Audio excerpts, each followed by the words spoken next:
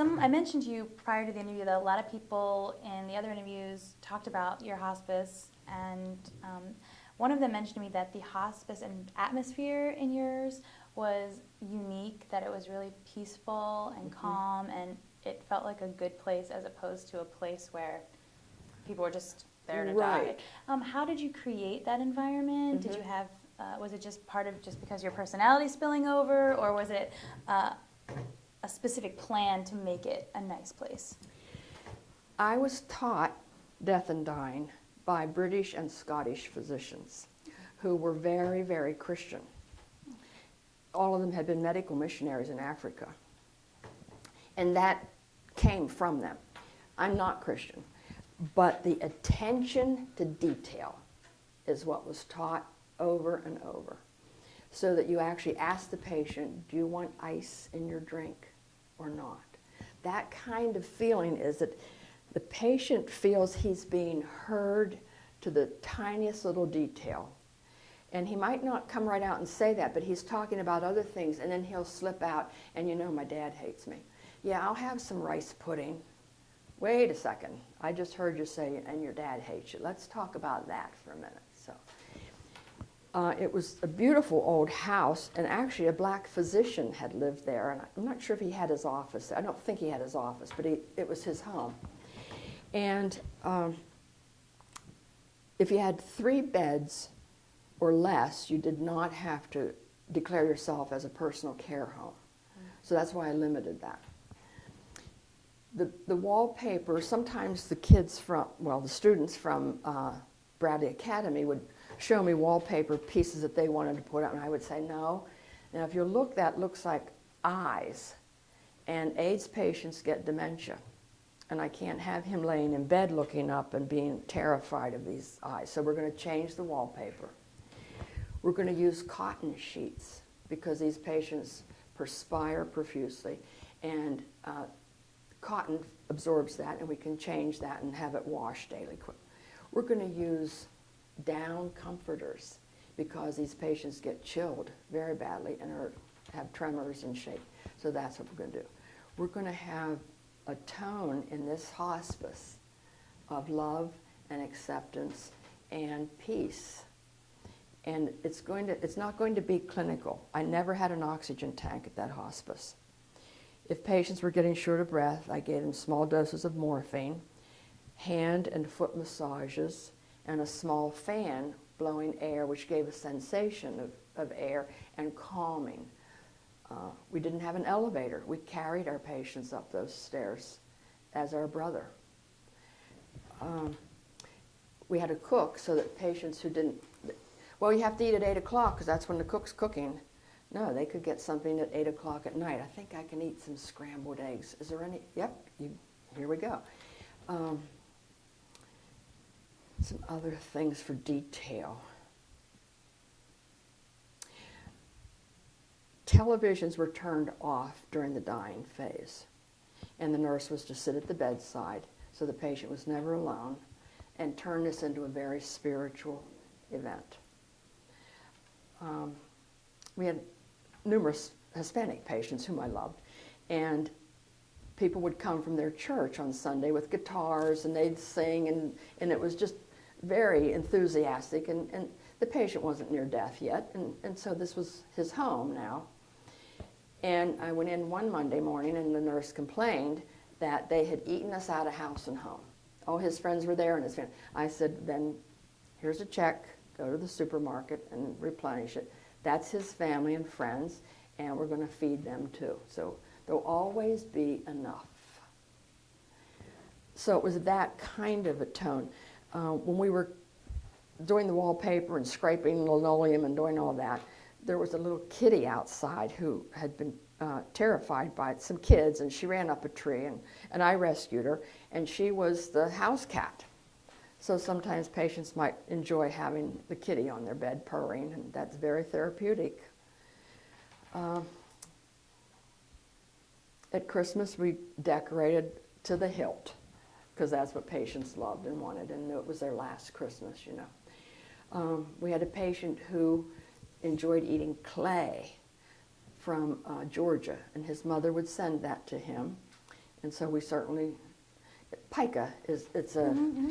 so he, on his deathbed, still had some clay that he was chewing. One day we had a patient die, and her crazy boyfriend wouldn't let us in the room. And Jack, the photographer for the Corcoran Project, stayed there with us in case he harmed us. And it took hours to talk him out of it, and for me to say,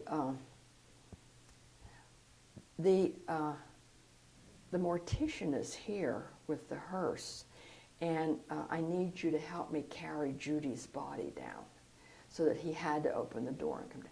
And let's take some pictures of you with Judy, and this is the final time. And we'll make sure you get some copies of that that's special for you.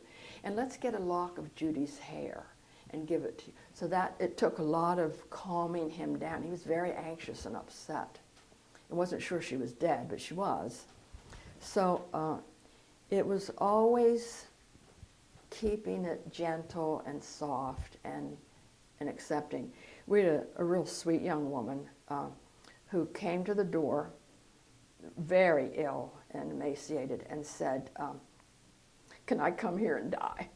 And I said, yes, you can. Well, I'm going back and get my stuff. I said, okay. I was worried we wouldn't see her again. She was pretty ill.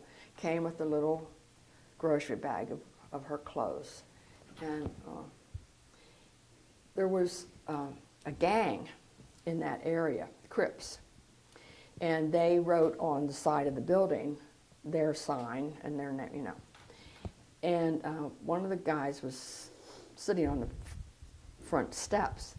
And I said to him, you know what this place is? Oh yeah, word's out, the word's out. I said, good. Listen, I need you guys to protect us from other gangs in town. Can I count on you to do that? Oh yeah, yep. We'll be watching you day and night, take care of you. Well, there was never an ounce of problem in there. I'm running around with morphine and never an ounce. So I think they saw what the project was, that many of our patients were waifs. One little guy I got out of a box behind the library. So the word went out, you know, that Joy's good, you make sure that place is okay, and that gave them a sense of being part of the AIDS epidemic too. We handed out condoms all the time. This was huge education. I was always speaking to Rotary and Lions Club, and I'd never leave without a check though. And remind them, we are our brother's keeper. And we make no judgment on this. I see you're sitting there smoking cigarettes. Well, you're going to get lung cancer. Should I not treat you? You know, so I sort of shamed them into it, which was pretty good because York's old German. And so they came around, and it was a wonderful project, yeah. You mentioned some of your patients, their families being there. Was it common that there was family and friends around? We encouraged that. And we had actually a family beautiful bedroom on the 3rd floor. Big poster bed and soft pillows. And in case family who were waiting for the death watch or came from Hershey or Lancaster County could stay overnight. So we encouraged that, and they got breakfast in bed too, and yeah. What were the biggest challenges in running the hospice? Money. We were a nonprofit. I got that status within 6 months, which was pretty fast. Mm-hmm. And again, it's old German here. And you know, those people brought this on themselves. So why should I give you $3,000 from our church? Well, because you're a church, that's why. So it was hot for a while, then it would ebb, then ebb and flow, you know, it would come and go. Sometimes it was very bad about the 4th year, and the word would get out, and I'd have to have a press conference and say, we're going to have to close the hospice. I don't have money to pay my nurses. Of course, my nurses had all said, we don't want paid. We love our job. No, you get paid. You're a professional, you know. And then the money would come in, and that would last for 3 or 4 months. I think it took about $3,000 a month. And of course, I took a very, very small salary. And that was fairly good. It's tough to maintain that as a nonprofit. And patients who had Social Security disability would give us their check, and then we'd take some of that money and give it back to them. But that seemed reasonable, that you're going to get exquisite care and dignity like you've never had in your life. And that nurse that stayed here all night with you, she didn't get paid. So, oh yeah, okay, here's my check. Oh, don't even give me any. I don't need no cigarettes. You know, so